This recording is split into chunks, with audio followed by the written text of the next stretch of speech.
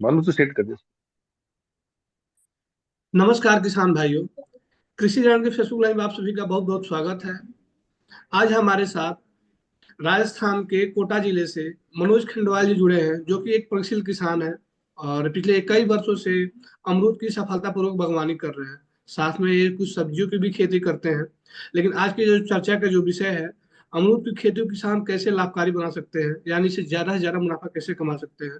तो आज की चर्चा में हम मनोज जी जानने की कोशिश करेंगे, इन्होंने अमरूद की बागवानी की शुरुआत कब की, क्यों की, इस दौरान उनको किन चुनौतियों का सामना करना पड़ा, वो अपना जो फसल प्रबंधन है वो कैसे करते हैं, उसमें पोषक तत्वों का प्रबंधन कैसे करते हैं, रोग और डिजीज लगने की कौन सी संभावनाएं रहती हैं, उनका वो समाधान कैसे निकालते हैं। और सबसे बड़ी जो चुनौती होती है किसानों के लिए वो मार्केटिंग। तो मार्केटिंग से भी जुड़ी चर्चा करेंगे कि वो मार्केटिंग कैसे करते हैं ताकि उनको उचित कीमत मिल सके। तो मनोज जी, आपका बहुत बहुत स्वागत है। मैं चाहूंगा कि सबसे पहले आप अपना परिचय दें और अपने बारे में बताएं कि क्या आपका मतलब बैकग्राउंड रहा है कृषि से लेकर। नमस्कार सर। नमस्कार किसान साथियों। मेरा नाम मनोज खंडेलवाल। मैं कोटा राजस्थान से। मेरा बैकग्राउंड तो पहले डिफरेंट था। मैं वैसे ही था, नॉर्मल। फिर मैं अपने दादाजी को खेती करते हुए देखता था, तो मेरे को बड़ी इच्छा होती थी कि मैं भी खेती करूं। मैं उनके साथ खेतों पे जाता था। जब हमारे पास जमीन नहीं थी, हम किराए की जमीन करके हम उनके साथ घूमते थे। तो दादाजी करते थे तो मेरी भी इच्छा होती थी। मैं किसानों को देखता था काम करते हुए, मुझे बड़ा खुशी होती थी। तो उस वजह से मैं उनको खेत में जाता था तो मुझे अच्छा लगता था। तो धीरे धीरे मेरे को शौक लगा, मैंने बिजनेस किया। तो बिजनेस से मेरे को जितनी भी अर्निंग हुई, उससे मैंने जमीन खरीदी। सबसे पहले मैंने 6 बीघा जमीन खरीदी, जो हम मैं स्टार्टिंग पे आज के 10-12 साल पहले ली। 10 बीघा जमीन लेने के बाद जैसे जैसे हमने स्टार्ट किया, वैसे वैसे हमने पहले नॉर्मल खेती शुरू की।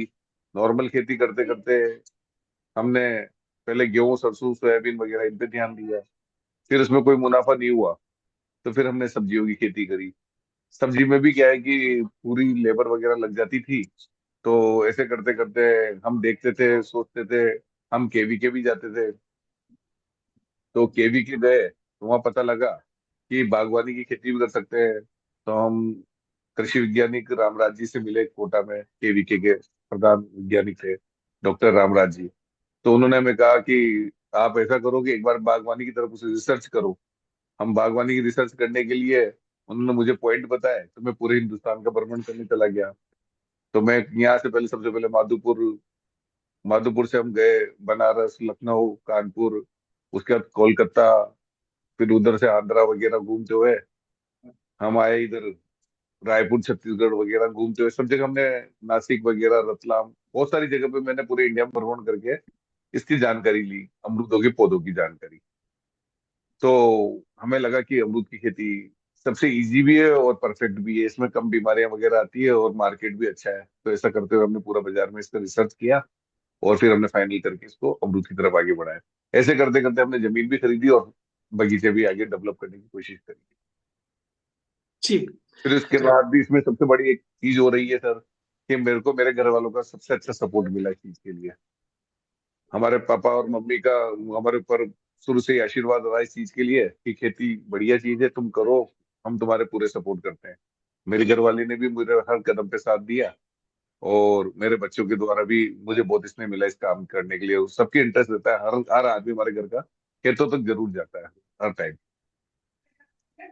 ठीक। इस तरह से हमारी जर्नी चालू हुई सर। जी। अ, आपसे मेरा अगला सवाल मनोज जी ये है कि आपने अमरूद की खेती शुरू करने के लिए सही मौसम और जलवायु की क्या आवश्यकता होती है, क्योंकि जाहिर सी बात है कि अगर ये लाभकारी फसल है तो अन्य राज्यों के किसान भी जो खेती करना पसंद करेंगे। तो इसके लिए जो सबसे जो जरूरी जो सही मौसम और जलवायु कैसी होनी चाहिए ताकि इसी सफलतापूर्वक खेती की जा सके। सर जलवायु तो लगभग सभी जलवायु में ये अमरूद का पौधा सर्वाइव कर जाता है। ज्यादा बर्फ नहीं गिरनी चाहिए और ज्यादा 45-46 के ऊपर डिग्री टेम्परेचर थोड़ा सा नहीं होना चाहिए। बाकी बर्फ नहीं जमती जहाँ पे हर जगह, मतलब मेरे को इंडिया के ऐसा कोई स्टेट नहीं है जहाँ इसका नहीं हो रहा हो। 2-3 स्टेट को छोड़ के हर जगह इसकी खेती संभव है। और नई नई वेरायटी आ गई, इसलिए कहीं कोई तकलीफ नहीं है आजकल। हर मौसम में इसका आदमी ले लेता है फसल को। तो ऐसी कोई दिक्कत नहीं है इसको करने में। सिर्फ इसके टाइमिंग और अपने वहाँ के एटमोसफियर के हिसाब से इसको सेट करना पड़ता है अपने अपने हिसाब से। ठीक। अभी आप फिलहाल कौन सी किस्म की खेती कर रहे हैं। सर मेरे पास देखा जाए तो बहुत सारी किस्में हैं सर।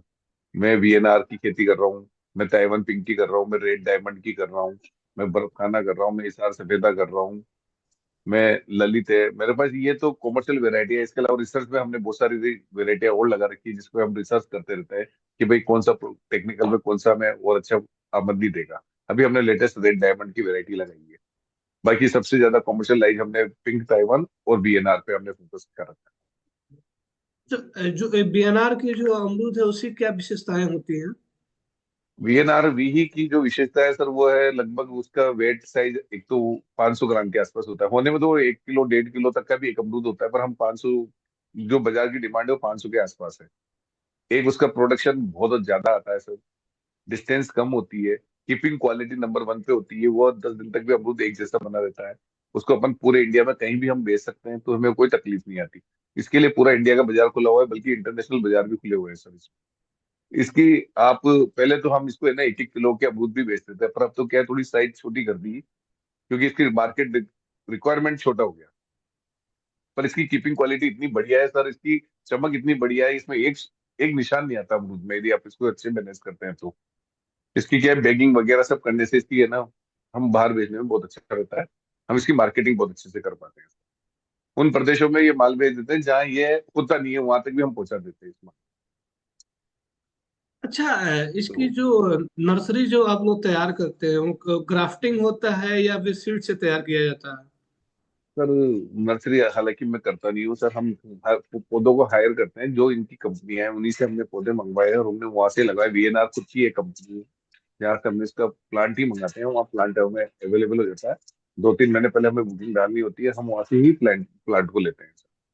क्योंकि वहां पे एक अच्छी क्वालिटी का प्लांट हमें उपलब्ध होता है, और उसमें कोई रिस्क नहीं होती। हम हमारे यहाँ जो ग्राफ्टिंग करते हैं प्लांट की, उसमें वो क्वालिटी हमें नहीं मिलती, क्योंकि उसमें क्या है, जो बीजू पौधा है हमें खरीदना पड़ता है। और जो बीजू पौधा है उसमें है ना कई बीमारियां शुरू से अटैच हो जाती हैं। तो ये जो पौधा हम मंगाते हैं कंपनियों से, वो बिल्कुल रिस्क फ्री पौधा होता है, इसकी ग्रोथ भी बहुत अच्छी होती है। तो हम कोशिश यही देते हैं। जैसे वीएनआर का तो खुद का कंपनी का जाता है, ताइवान पिंक टिश्यू कल्चर, या अपन उसको बोल सकते हैं क्लोन वाला पौधा होता है, जो आंध्रा में तैयार होता है। आंध्रा के अलावा कहीं भी तैयार नहीं होता वो पौधा, कि उसमें न जड़ वो न ग्राफ्टिंग होती है, न कुछ और होता है। वो क्लोन से तैयार किया जाता है सर वहाँ पे।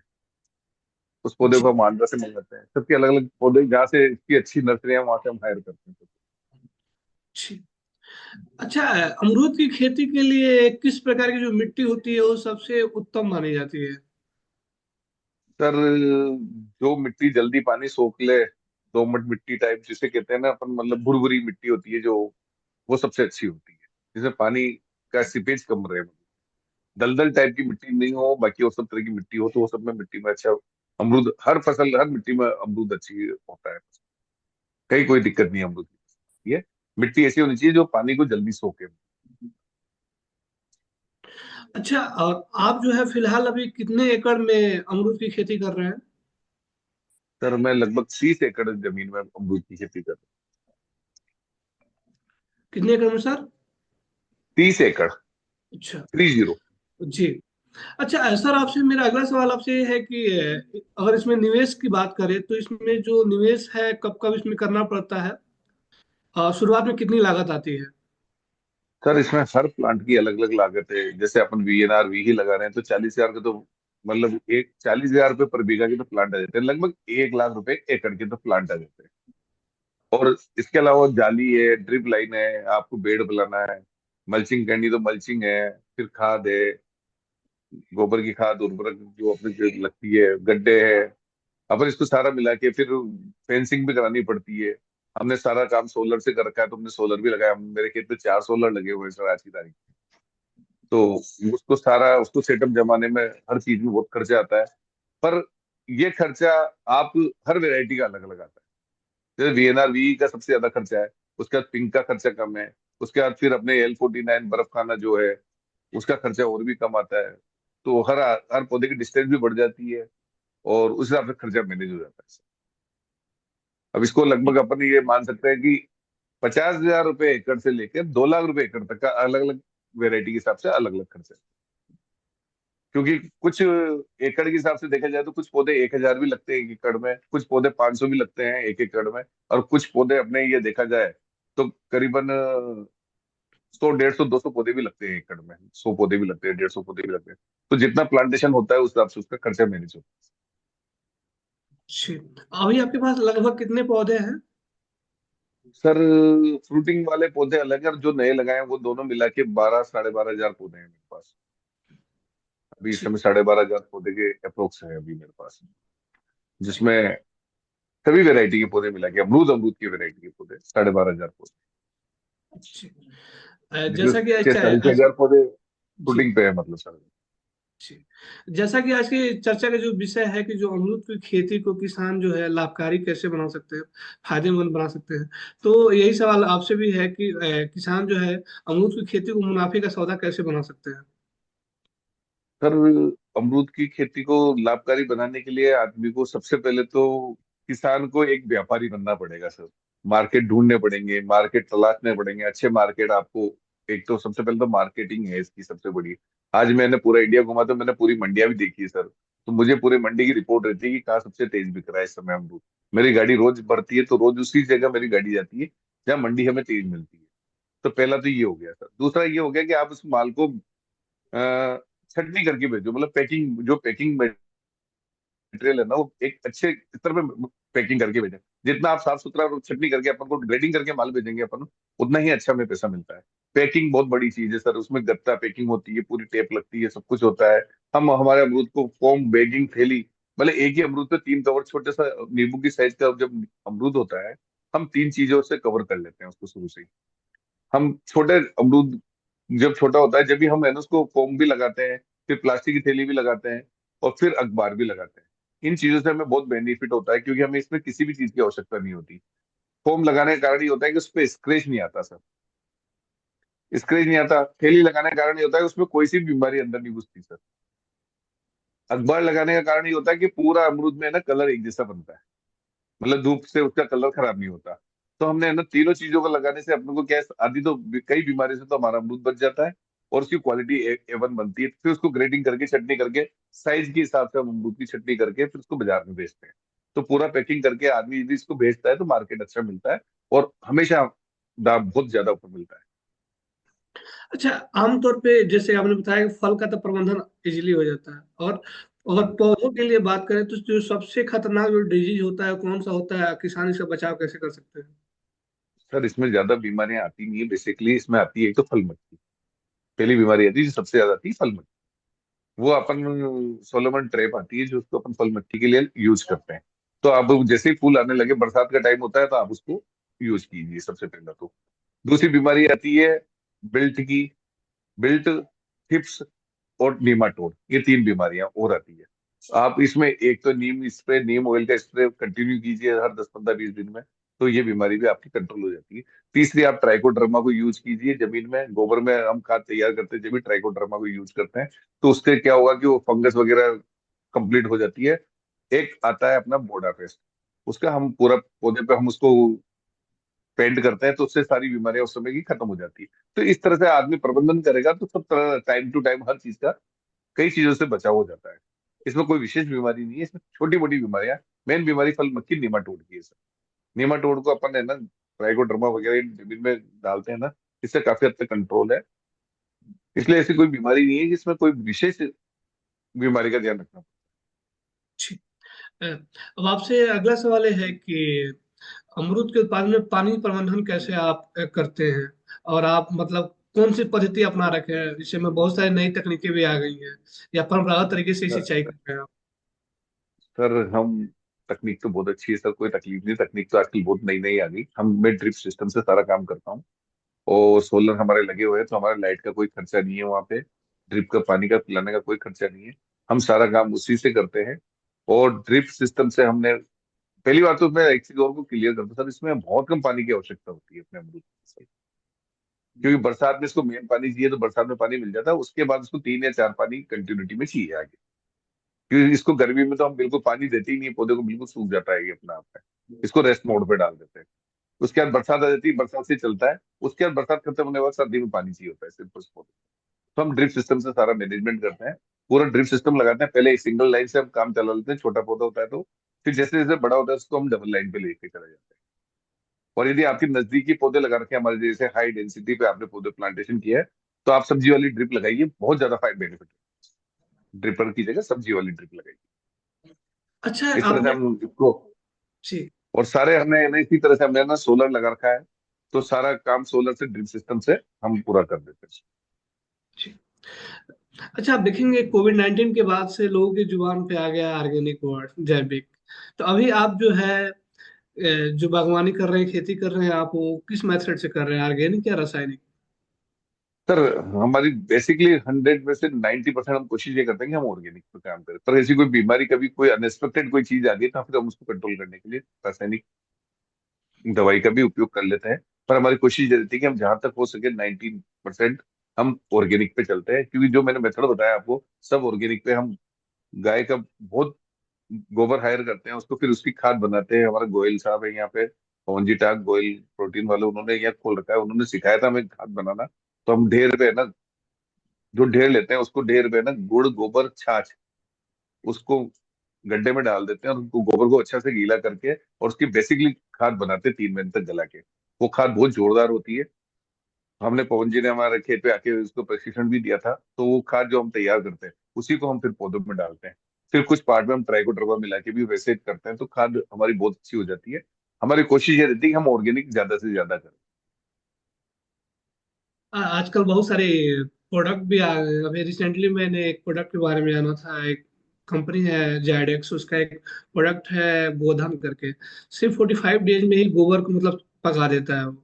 जैसे आमतौर पे तो हाँ, लगभग साल लग जाते हैं उसको तैयार होने में, गोबर खाद को, लेकिन मात्र 45 डेज में, 45 डेज में तैयार कर देता है वो। तो तो सर जो ये मैं, हाँ, जी हाँ बताएं। सर, हम बता रहे थे आप कुछ। नहीं, जो मैंने बताया ना सर, ये तरीका, ये भी 2 महीने में अपना खाद को बहुत अच्छा तैयार करता है। अच्छा। मतलब गोबर की खाद में अपन जी। ये सिर्फ गुड़ 45 गोबर डेज और की कंपनी जो है 45 डेज का दावा करती है कि 45 डेज में रेडी हो जाता है। बात। हाँ अच्छा, आपसे मैं ये जानने की कोशिश, जो पोषक तत्व जो प्रबंधन है किसी क्रॉप के लिए सबसे महत्वपूर्ण होता है, तो आप किस हाँ। किस स्टेज में जो पोषक तत्व प्रबंधन करते हैं अपने बाग में? सर पोषक तत्व की इसमें मिनिमाइज है जरूरत है, क्योंकि ये मेन तो जमीन से उठा ही लेता है सर। जो अपनी जमीन में गोबर से अपन सारा काम कर लेते हैं, फिर नीम की खल डाल देते हैं हम, उसके बाद इसमें सरसों की खल वगैरह ये डाल के हम उसको, सागरिका आती है आजकल, बायो बायो खाद भी काफी आने लग गए बाजार में, तो बायो खाद का भी यूज कर लेते हैं हम। तो ऐसे करके वो पूरा उसका वो अपने आप में एक वन टाइम ही इसको अपन को देना होता है, जिससे ये अपने आप में रिकवर कर लेता है सर सारा पौधा। हम इसको बरसात के टाइम पे एक बार सारा खाद एक साथ मिला के देते हैं, फिर सर्दी के टाइम पे नीम खली और ये सरसों की खल हम डाल देते हैं इसके अंदर। इससे हमारा काम हो जाता है बस। खाद का प्रबंधन ज्यादा बड़ा काम नहीं है इसमें। जी। अच्छा, अभी तक आपने अधिकतम मतलब पूरे साल में लगभग कितना प्रोडक्शन लिया है प्रति एकड़? प्रोडक्शन के हिसाब से देखा जाए तो सर हमारी क्वांटिटी सबकी अलग अलग आती है, पर प्लांट के हिसाब से अपन चल सकते हैं इसकी जगह अपन ये करें, क्योंकि सबकी अलग अलग है, तो अपन प्रोडक्शन टोटल पे तो नहीं जा सकते। तो इसमें प्लांट की कैपेसिटी सबकी अलग अलग होती है सर। जैसे आपके नियर बाई डिस्टेंस पे लगा हुआ है ताइवान पिंक के, मान लो 6 बाई 6 फुट पे लगा होता है, तो इसकी 20 किलो से लेकर 40 किलो तक की कैपेसिटी आती है सर। वीएनआर भी है आपका 8 बाई 12 पे लगता है सर, 1 एकड़ में 500 पौधे लगते हैं। तो इसकी प्लांटेशन की कैपेसिटी है 40 किलो से लेके 70-75 किलो तक अमरूद देने की, हर साल। इसके बाद अपन आगे चलते हैं, तो अपन ने जो बर्फ खान L49 ये है, ये 80 किलो से लेके और 1.5 क्विंटल तक अमरूद आराम से दे देता है, इजी गोइंग, मतलब एवरेज ऑन ओवर एवरेज। कोई 50 किलो भी दे रहा है, तो कोई 200 किलो भी दे देता है ये फल। तो इस तरह से मतलब 80 किलो से 150 किलो लगभग इसका एक वो है कि मतलब इसका प्रोडक्शन आ जाता है। तो हर प्लांट का अलग अलग प्रोडक्शन होता है सर। अच्छा, एक सवाल ये था कि एक जो अमरूद का जो पौधा है लगभग कितने साल में परिपक्व हो जाता है, यानी अपने मतलब एक अधिकतम उपज लगता है देने, और इसकी लाइफ कितनी होती है, कितने सालों तक की होती है? सर हर वही वही बात मैं फिर दोबारा दोहराना चाहूंगा, हर पौधे की लाइफ अलग अलग है सर। जो पिंक है उसकी लाइफ सबसे कम है। वीएनआर की लाइफ 20 साल बताते हैं। देशी पौधे की लाइफ 25 साल बताते हैं। जो L49 बर्फखान वगैरह ये लोग ये पौधे हैं, इनकी लाइफ 25 साल है। और प्रोडक्शन देने की बात स्टार्ट करते हैं, तो अपन ये जैसे ताइवान पिंक है, वो साल भर 6 महीने 8 महीने के बाद, साल भर बाद से प्रोडक्शन शुरू कर देता है। वीएनआर लगभग 1.5 साल बाद से प्रोडक्शन शुरू कर देता है। और बर्फ खान और L49 लगभग 2.5 साल के बाद से प्रोडक्शन पे आ जाता है। तो मतलब जल्दी भी आने लग गया आजकल प्रोडक्शन। ऐसा नहीं है पहले 4 साल तक वेट करो और आप उसके बाद आप प्रोडक्शन करो। पर प्रोडक्शन की स्टेज धीरे धीरे बढ़ती है सर। शुरू के टाइम पे 10-5 किलो अमरूद आना शुरू होगा, फिर अगले साल 20 किलो 25 किलो आएगा, फिर 30-40 किलो आएगा, फिर 50 किलो आएगा। ऐसे बढ़ते बढ़ते वो अपने पीक पे आते हैं, 4-5 साल लग जाते हैं हर पौधे ठीक। आप देखेंगे कि जो किसान जो है कोई भी उपज उपजा लेते हैं, लेकिन जब मार्केटिंग की बात आती है तो उनको काफी सारी दिक्कतों का सामना करना पड़ता है। और आप भी जब शुरुआती दौर में आए तो आप भी कृषि क्षेत्र से काफी अनभिज्ञ थे, लेकिन आपने इसके लिए एक अपना एक मार्केट बनाया आपने, और अपने फलों को आप बेच रहे हैं। तो आपने किन रणनीतियों को अपनाया था मार्केटिंग के लिए? सर। मार्केटिंग के लिए हमारे पास कई कंपनियां वाले, कई यहाँ जो दलाल ठेकेदार है या ठेकेदार लोग हैं या कोई भी मंडी वाले हैं, वो हमसे डायरेक्ट कांटेक्ट करते हैं। हमारे यहाँ माल भेजिए, फर्स्ट तो ये हो जाता है कि हम उनसे कांटेक्ट कर लेते हैं। दूसरी बात, आप वहाँ कि हम हर मंडी में जब मेरे पास माल ज्यादा है तो मैं सारी मंडियों में घूमता हूँ सर। मैं अभी तक मेरा माल सिलीगुड़ी, गुवाहाटी, मुरादाबाद, बरेली, दिल्ली, जयपुर, अपना ये आगरा वगैरह, बेंगलोर वगैरह, रतलाम। रतलाम से भी जाता है उन लोगों का माल, तो इंदौर वगैरह, अहमदाबाद, बड़ौदा, इन सब मंडियों को मैंने टेस्ट किया और सब जगह जहाँ हम कांटेक्ट में रहते हैं, जहाँ तेजी होती है, हम उनको माल को वहां पहुंचा देते हैं सर। हमें ऐसी कोई दिक्कत नहीं आती। हमारा पूरा हरियाणा, यूपी, इनमें बहुत ज्यादा डिमांड है अमरूद की सर। तो इसलिए इनमें हमें ऐसी सब कोई दिक्कत इनमें आती नहीं। सबसे ज्यादा आपने डिमांड अभी तक कहाँ पाया है? सर मैंने बाजार के हिसाब से देखा जाए तो हम बताते नहीं है, पर ऐसे हमारे हिसाब से जो वीएनआर वी है, उसकी सबसे ज्यादा डिमांड सिलीगुड़ी साइड है सर। सिलीगुड़ी, गुवाहाटी, वहाँ सबसे अच्छा डिमांड कर रहा है, क्योंकि वहां से भूटान वगैरह बाहर चला जाता है माल सर। तो वहाँ सबसे ज्यादा डिमांड है। और अपने नियर के स्टेशन देखे जाते हैं तो ये यूपी में बहुत अच्छी डिमांड है। कानपुर, लखनऊ वगैरह, आगरा, बरेली, मुरादाबाद, इनमें बहुत ज्यादा डिमांड अच्छा, आपसे एक सवाल ये था कि शुरुआती दौर में अगर कोई अमरूद की खेती किसान कोई करता है तो उसको किन चुनौतियों का सामना करना पड़ सकता है, और उसका वो समाधान कैसे कर सकता है?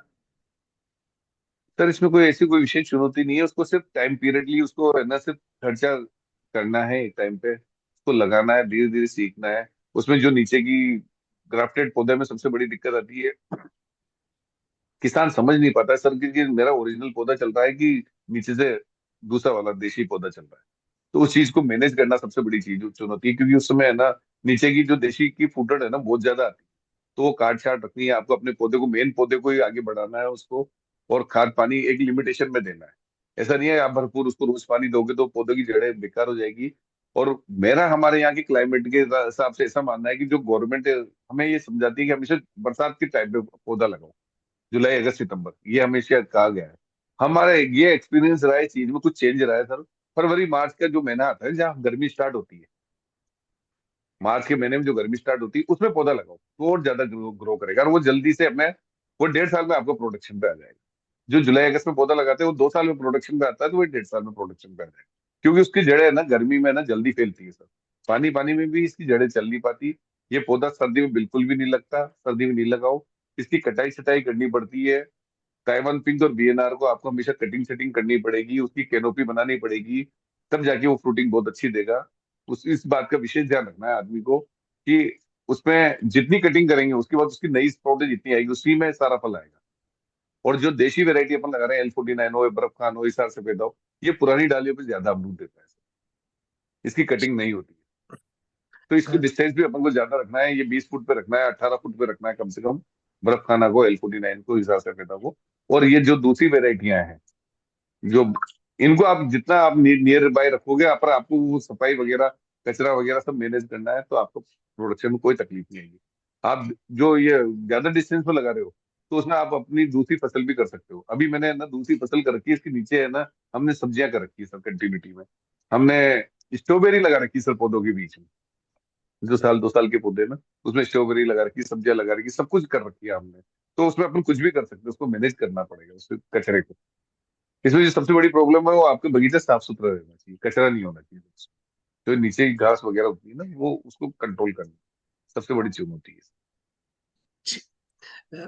सर, जैसा कि आप जानते हैं, जो कृषि जगत जो है पिछले 28 सालों से कृषि क्षेत्र में अनिवार्य रूप से कार्यरत है, और इस दौरान कृषि जगत ने किसान हित में कई सारे बड़े पहल किए हैं, जिसमें एक सबसे बड़ी जो पहल है million farmer of India awards, जिस जो कि विगत वर्ष पहली बार आयोजित हुआ था। उसकी अपार सफलता के बाद इस वर्ष भी पूसा IRI मेला मैदान में आयोजित हुआ था, जिसमें आपको नेशनल अवार्ड मिला है।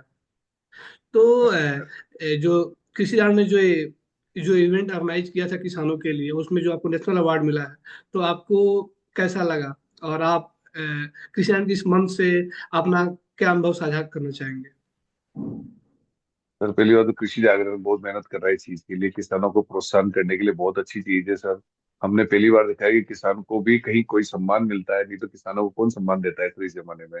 किसान खुश होता है, उनको सम्मान मिलता है, वो आते हैं देखते हैं, एक दूसरे से मिलते हैं, तो उनमें प्रोत्साहन भी बढ़ता है और उनमें उनमें वापस से उमंग और जोश चालू हो जाता है। तो ये कृषि जागरण इस चीज के लिए बहुत अच्छा काम कर रहा है, इसमें कोई डाउट नहीं है कि कहीं भी कोई कमी है। कुछ 19-20 छोटी मोटी चीजों को छोड़ दे तो भला इससे बढ़िया कोई आयोजन हो ही नहीं सकता सर। हम ये कह सकते हैं कि इतना बड़ा प्रोत्साहन किसी को मिलता है किसानों को, तो बहुत बड़े सम्मान की बात है सर। और दूसरी बात, इसमें एक फायदा और होता है कि किसान एक दूसरे को मिलता है, जानता है, उसकी अच्छाइयों को देखता है, वहां मिलते हैं, तो उससे कई चीजों का बेनिफिट मिलता है। तो कृषि जागरण के इस कार्यक्रम को करना किसानों के लिए बहुत बढ़िया सौभाग्य की बात है। सर, अब आपसे मेरा आखिरी सवाल यही है कि आप पिछले इतने सालों से आप अमरूद की सफलतापूर्वक खेती कर रहे हैं। जो कृषि रण जो पाठक हैं और दर्शक हैं, आप अपने अनुभव के आधार पर उनको क्या मैसेज देना चाहेंगे? मैं ये कहना चाहूंगा कि मैं ये नहीं कहता कि आप अमरूद की खेती करो, पर मैं ये जरूर कहना चाहूंगा कि जो भी काम करो शिद्दत से करो, और खेती के 3 पार्ट करके करो। एक तो नॉर्मल ट्रेडिशनल खेती करो, जिसमें अपने गेहूं सोयाबीन वगैरह एक पार्ट में तो हमेशा वो करो, जिसमें अपन को हमेशा मतलब सेफ फसल पे जाओ। दूसरे दूसरे पार्ट में आप सब्जियां वगैरह इस तरह की खेती करो जो कि रोजाना इनकम दे आपको, मतलब पर डे की इनकम आपको हमेशा होती रहे। तीसरे पार्ट में आप बगीचा लगाओ, कोई सा भी बगीचा लगाओ जो आपके एरिया में सक्सेस होता हो, उस बगीचे को लगाओ, ताकि आप उसकी अर्निंग भी आप मतलब मुनाफा उसका भी एक कुछ टाइम बाद एक फिक्स मुनाफा आपको मिलने लग जाए। तो ये 3 पार्ट करके करो, ताकि कोई एक आध पार्ट कभी कमजोर भी हो जाए तो 2 पार्ट आपको हमेशा मजबूती देंगे। मैं भी ऐसे ही करता हूँ। मेरा भी एक 3 पार्ट का है। एक पार्ट में मैं अमरूद, मतलब मेरा कुछ ज्यादा है, 50% पार्ट में अमरूद की खेती है, बाकी वो सब खेती में बराबर की हिस्से में करता हूँ। तो मेरे किसानों से यही कहना है कि हर तरह की पार्ट को ध्यान में रख के काम करें, और कोई भी तरह की नॉलेज नहीं हो तो आज बाजार में खूब नॉलेज देने वाले हैं। तो आप कहीं ना कहीं आप केवीके जाए, उनसे पूछें, वो आपको बहुत अच्छी, मेरे को केवीके ने बहुत अच्छी मदद की है कृषि विज्ञान केंद्र में। उनसे हमारे को प्रोत्साहन मिलता है, तो हम उनको आगे भी शेयर करते हैं। तो कहीं कोई तकलीफ आए तो आप वहां जाके पूछो, वो आपको हर तरह की मदद करेंगे। आजकल बहुत सारे सेंटर हो गए, बहुत सारे साइंटिस्ट हो गए, कहीं कोई तकलीफ नहीं है। पर कुछ नया करो, मतलब कुछ अच्छा करो, कुछ नया करो, कहीं ना कहीं प्रोग्रेस जरूर होगी। अ, मनोज जी, निसंदेह आपने आप बहुत अच्छी जानकारी दी है, और मैं आशा करता हूँ जो भी किसान और पाठक आपकी कहा इस स्टोरी को सुनेंगे और पढ़ेंगे तो जरूर इससे लाभान्वित होंगे। इसी के साथ मैं इस चर्चा को यहीं पे समाप्त कर रहा हूँ, और आशा करता हूँ आगे भी यूं ही आप कृषि से जुड़े रहेंगे और कृषि संबंधी जानकारियां हमारे दर्शकों को देते रहेंगे। तो कृषि से जुड़ने के लिए आपका बहुत बहुत धन्यवाद सर। नमस्कार सर। नमस्कार सर।